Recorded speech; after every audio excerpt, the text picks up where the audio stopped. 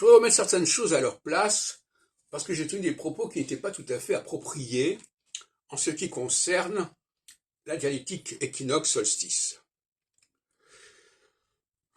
Parce que c'est une dialectique complexe, en fait.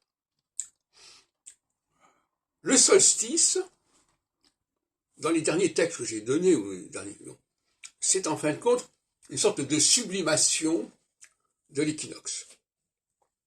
Et d'ailleurs, il va au-delà de l'équinoxe, l'été au-delà du printemps, l'hiver est au-delà de l'automne, etc.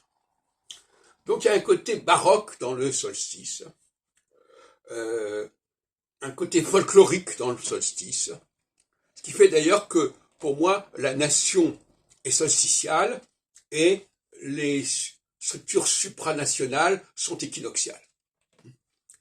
Et donc,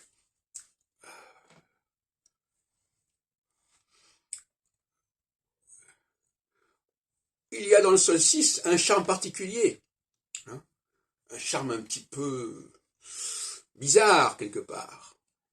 Hein, on peut tomber sous le charme de ce charme folklorique, de ces langues particulières, tous ces particularismes en quelque sorte. Le solstice, c'est le temps des particularismes, et j'en ai parlé à plusieurs reprises, c'est aussi le temps un peu de la fantaisie, on fait les choses un peu de manière un peu fantasque.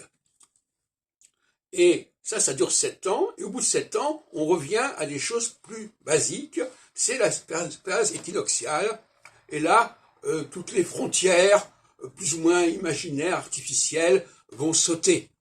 Hein, et on va plus s'intéresser aux spécificités, à ce qui différencie, mais on va s'intéresser à ce qui réunit, à ce qui rassemble. Et ça, c'est une dialectique fondamentale, qu'on retrouve d'ailleurs en astrologie, parce que, par exemple, les gens qui sont nés sous un certain signe, ça les rassemble sous ce signe, et autrement, on va tomber dans le thème natal, tout à fait personnel, et là, c'est le baroque solsticial.